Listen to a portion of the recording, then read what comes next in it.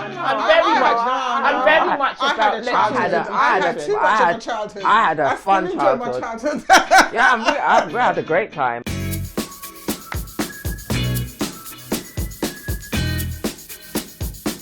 I'd like us to look at the whole idea of, would our families be different then if we didn't play this role? And I've got the word traditional role, but you might disagree or agree. But would our families be different if we didn't do this? Because I'm just following on from your conversation about what needs to be done to improve or to continue. I would say to continue, because I believe improvement is vast. I disagree that it's little. I think we've made major steps. And I will always be the optimist. We have made major progress from when my parents came here. And so I want to know how different things would be if we weren't playing that role as women, as the women. If the women weren't playing that role. Would anyone else pick it up? Yes, probably not. Would they? So then, would they? And if who would? Yeah, that's it. Exactly. Who was going to do it? So let's preempt. It would be completely different, because I mean, if no one was taking on that role, then I don't think, in at the back of everything, as they say, what's that saying? Behind every strong man is strong woman. So we've always been there at the back of everything, pushing it, moving it, and doing it. And without us doing it, then we would never have made the progress that we've made. Do you think another gender, or without being specific, do you think maybe the men could have taken on this role? How different do you think things would have been?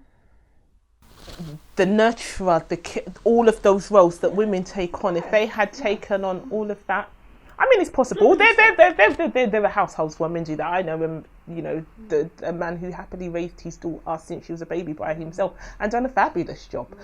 So, there are men that do that, but it's just, I go with you on traditional. It's the traditional role of the woman in the house.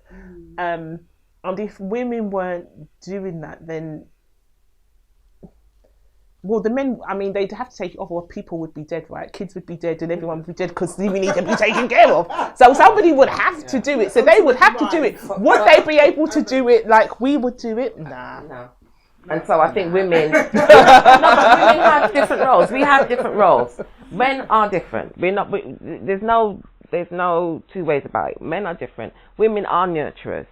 And we could say, whether we want to say, do we say nurturers up until the point where we kick them out of the house and for them to fend for themselves. Maybe we could do that more. Maybe that might be something. But I think as women, that is part of our role, that we are nurturers. And so things, I think maybe in terms of our consciousness, to say, you know what, I need you to step up.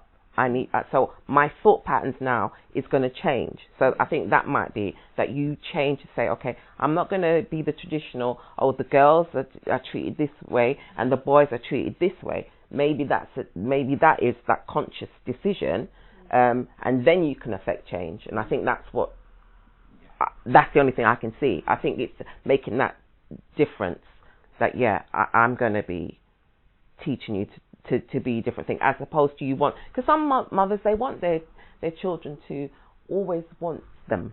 Yeah, that's through a selfish lack, and I can see how that can happen if you're lacking and you need that, and and I definitely. God, I'm trying to think of what it was now. There's something, you ain't got no man, so then your son becomes takes a place of and becomes the head of the household and all of that, which is completely. I don't think that should happen, but it happens quite often, especially if you're working full time and everything else, and I think that's a burden that we put on our sons too much. We make them men. The world makes them men because they're always older than they are, and then we make them men by giving them be children, be a child. Your time will come to be a man, and you'll be ready for it. So I definitely think that that's an issue, but I think that, I mean, this is about women, but we can't speak about women without speaking about men. And so we spoke about men a lot, but one of the issues that I have had, I mean, if you're not playing the role, who would? Yeah, I think that one of the issues that I have is that I can just, men don't do this, men ain't done this, men ain't done this, men ain't done this. But I'm just like, well, who's raising these men? Exactly. Because how many times, how many generations can you have the same conversation? Because if you have it in one generation, you should not be having it in the next, because you raise those boys. So raise those boys to take on those roles. Raise those boys to be resilient. Raise those boys to do those things.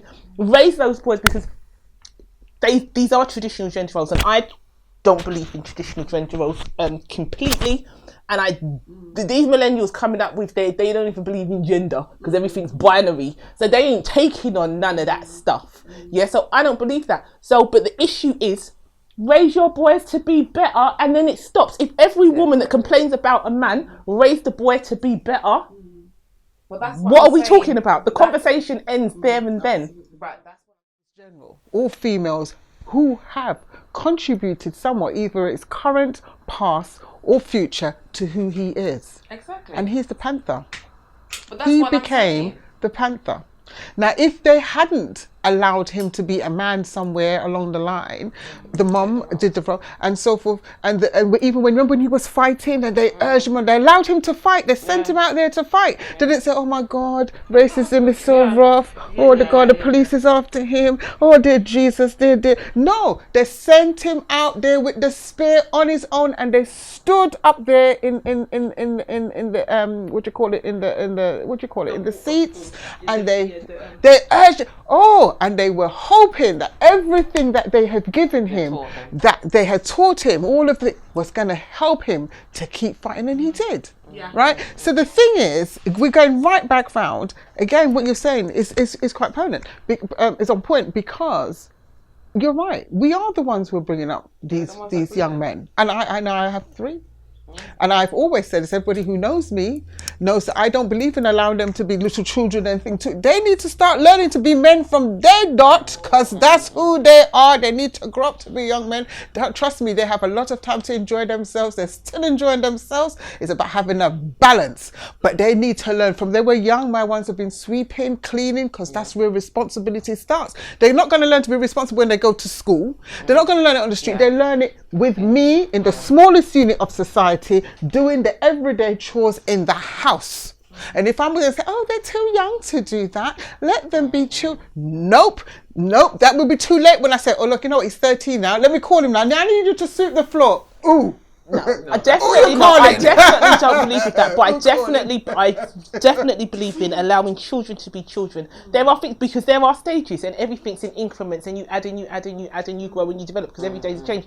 But I think that children need to be children, and I think that's something that we of the diaspora haven't had that opportunity, because it's work, and I'm very much about childhood. I had a fun childhood.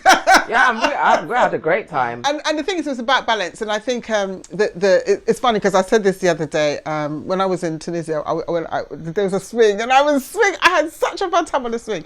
And then I had this discussion with my friends afterwards, like, why did we stop playing? Why did we actually? Because I was wondering, why have I not gone on a swing? Why have I not gone to park and just sang? Because it was just such a wonderful experience. Now, what I'm trying to say is what we need to teach our children to have a balance, is to understand that this is life. This is life.